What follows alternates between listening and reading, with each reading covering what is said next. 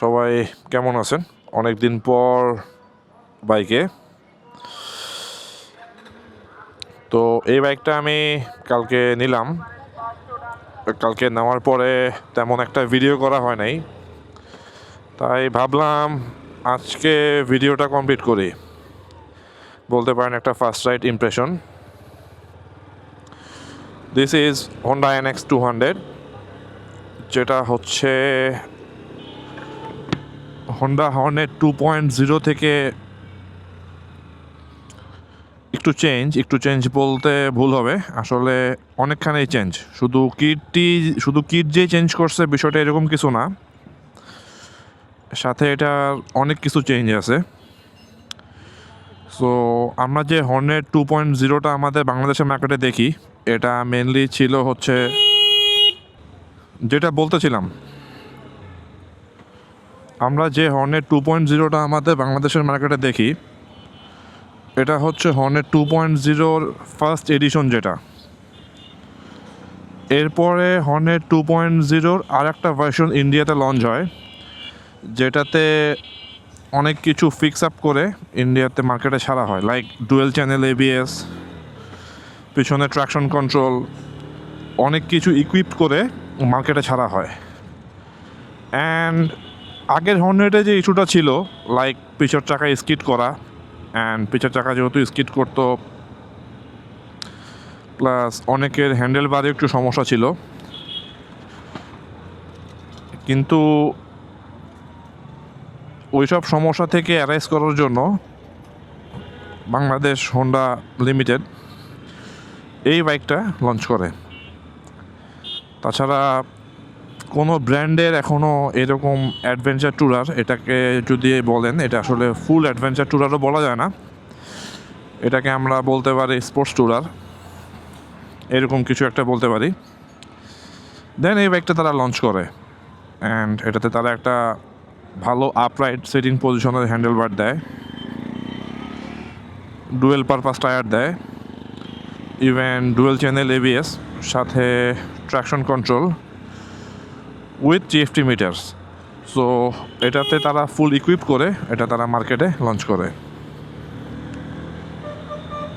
তো পাওয়ার ডেলিভারি অনেক ভালো। ইঞ্জিন রিফাইনমেন্ট নিয়ে যদি বলি, এটা আগের হর্নেট 2.0 থেকে স্লাইটলি ডিটিউন করা, খুব হালকা ডিটিউন, অ্যান্ড ইঞ্জিন স্মুথনেস আগেরটা থেকে একটু বেটার। মানে আমার কাছে ফিল হচ্ছে এরকম যে আগের হর্নেট থেকে এটা ইঞ্জিন স্মুথনেসটা একটু বেটার।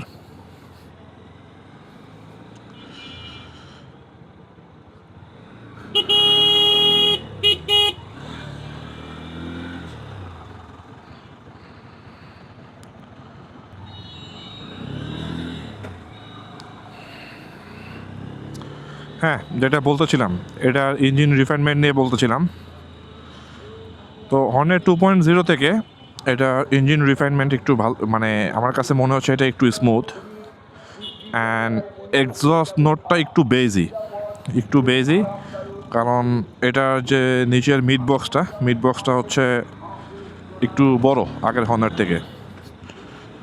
আর এমন একটা TFT মিটার ইউজ করছে, এটার মধ্যে এমন কোনো ফিচার্স মনে হয় না নাই, মানে নাই বলে কিছু নাই এটার মধ্যে। Each and everything, like eco indicator, RPM গজ,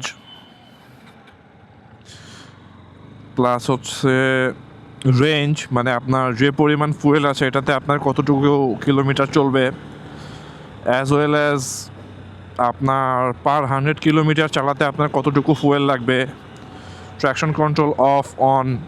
মানে এটার ফিচার্স এখনও আমি পুরোপুরি ঠিকঠাক মতো এখনও পুরোটা এক্সপ্লোর করি নাই, করলে হয়তো এটা নিয়ে একটা ভিডিও করব।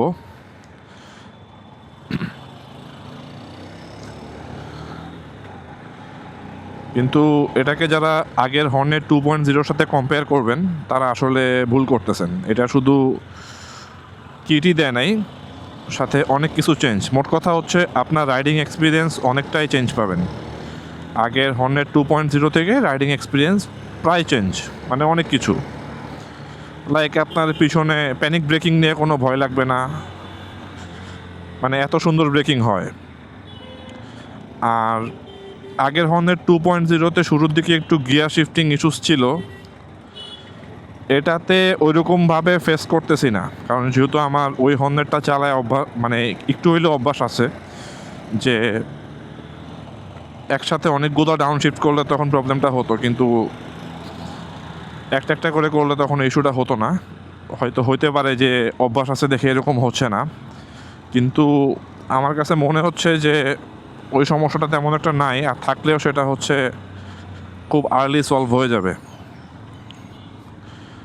আমি ওই সমস্যাটা ফিক্স করছিলাম শুধু জাস্ট একটা সিনথেটিক ইঞ্জিন অয়েল বাইকে দিয়ে দিছিলাম, দিয়ে 100 কিলোমিটার রাইড করার পরে আমার বাইকের গিয়ার শিফটিংয়ের প্রবলেম প্রায় 90% সলভ হয়ে গেছিলো, মানে নাই বললেই চলে। এরপর যখন ওই ইঞ্জিন অয়েলটা প্রায় 2-3 হাজার রান করলো, এরপরে গিয়ার শিফটিং প্রবলেম হচ্ছে গন। আর আমার বাইকটাতে হ্যান্ডেল বারের ইস্যুটা ছিল না, কারণ তেমন একটা আমি পাইনি, কারণ যদিও আমি খুব মানে জেন্টলি রাইড করি, মানে ম্যাক্সিমাম 70-80 এর ওপরে যাই না।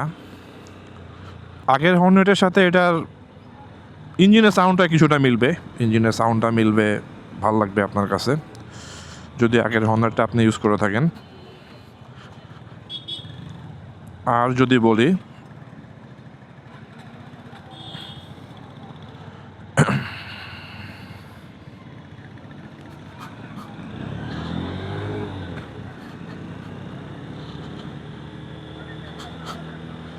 পাওয়ার ডেলিভারি ভালো লাগবে আপনার কাছে, পাওয়ার ডেলিভারি খুবই ভালো লাগবে। মানে এটা খুব বলবো না যে খুব অনেক বেশি পাওয়ার, কিন্তু আপনার হাইওয়ে রাইড করা, সিটি রাইড করা, এটার জন্য মানে মোর দ্যান এনাফ। আর এটাতে আগের হর্নেটের মতো ইউজ করা হয়েছে অ্যাসিস্ট্যান্ট স্লিপার ক্লাচ, মানে ক্লাচ আর গিয়ার শিফটিংয়ের ফিলটা হচ্ছে অনেক লাইট।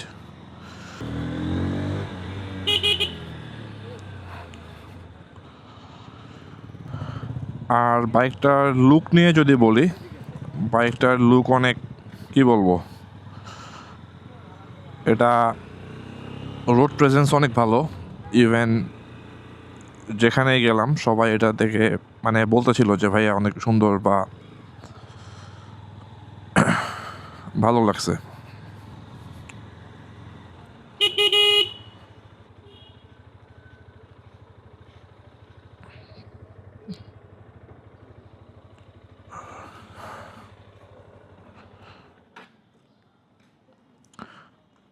তো লুক নিয়ে যদি বলি, এটা হইতেছে এটার ওভারঅল লুক। সামনে ইউএসডি সাসপেনশন, আর এটার ইন্ডিকেটরগুলা এরকম জ্বলেই থাকবে, কিন্তু যখন আপনি লেফট বা রাইটে দিবেন তখনও ব্লিঙ্ক করা স্টার্ট করবে। সি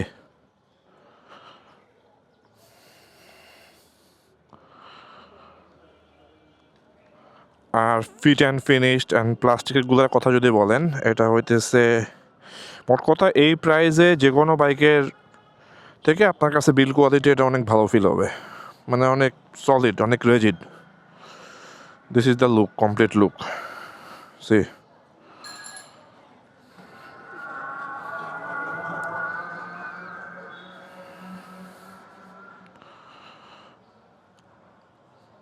আর সব থেকে ভালো লাগছে এটার প্রাইজিংটা, মানে প্রাইস অনুযায়ী যে এরকম একটা ইউনিট বা এত কিছু অফার করতেছে এই 2025 এসে, এটাতে এমন কোনো ফিচার্স নাই এটাতে নাই, like dual channel ABS, traction control, TFT meter, all LED headlights, assistant slipper clutch, USD suspension. So এমন কোনো ফিচার্স নাই যে এটাতে আসলে 2025-এ এসে হোন্ডা দেয় নাই। সো এটাতে ফুল ইকুইপ করা, ফিচার্সে ভরা আর কি।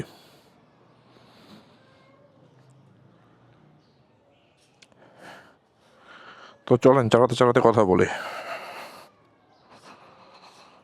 And this is the metre.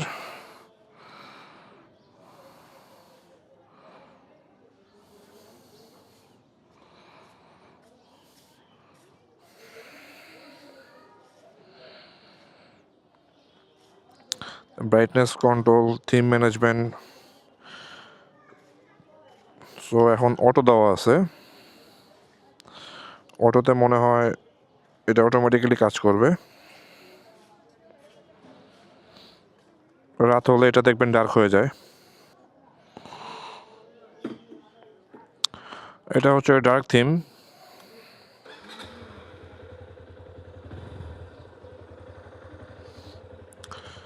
তো চলেন যেতে যেতে কথা বলি।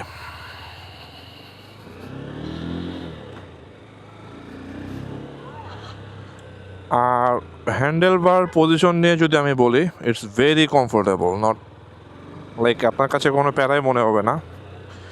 And manoeuvre is very easy, মানে কোনো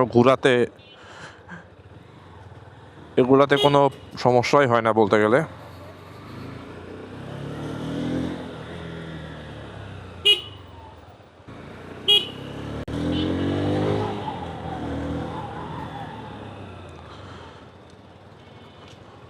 পাওয়ারের ব্যাপারটা অনেক বেশি ভালো লাগছে আমার, মানে ঠিক মানে আমার যতটুকু লাগবে।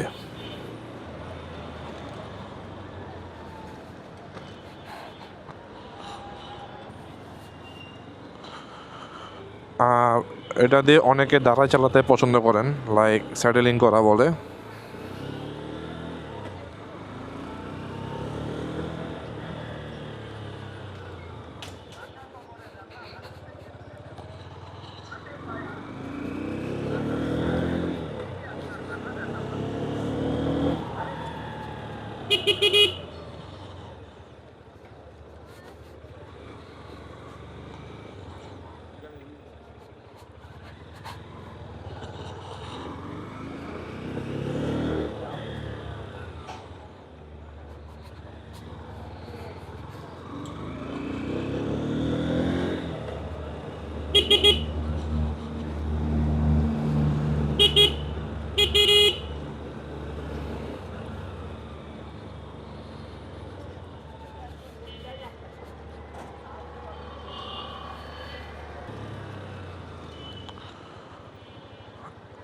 এই নাকল গার্ডগুলোর জন্য আপনি যে একটা প্রোটেকশন পাবেন আপনার হাতে, মানে ঠান্ডা বাতাসটা বাইক চালাতে গেলে যে ঠান্ডা বাতাস, এটা খুব একটা হিট করে না।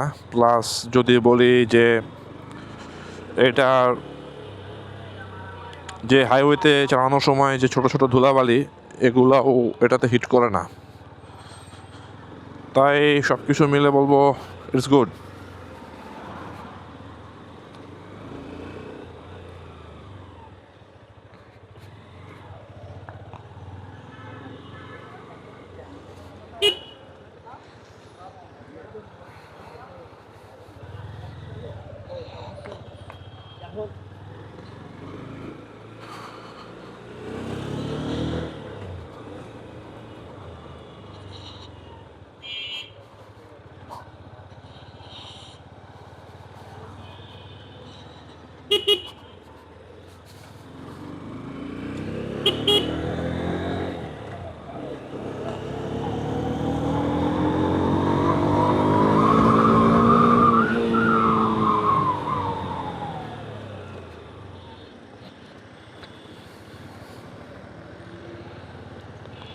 না, পাওয়ার ডেলিভারি সুপার, পাওয়ার নিয়ে কোনো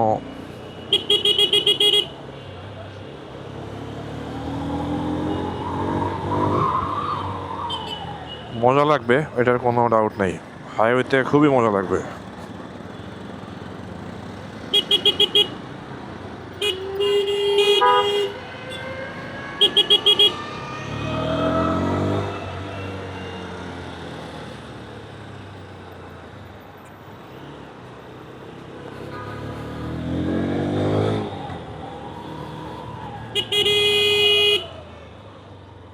মানে এটার পুশ করতে যে মজা,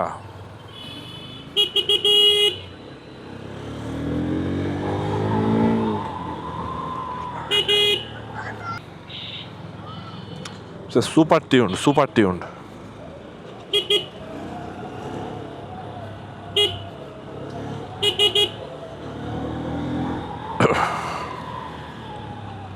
It's a fantastic machine, no doubt.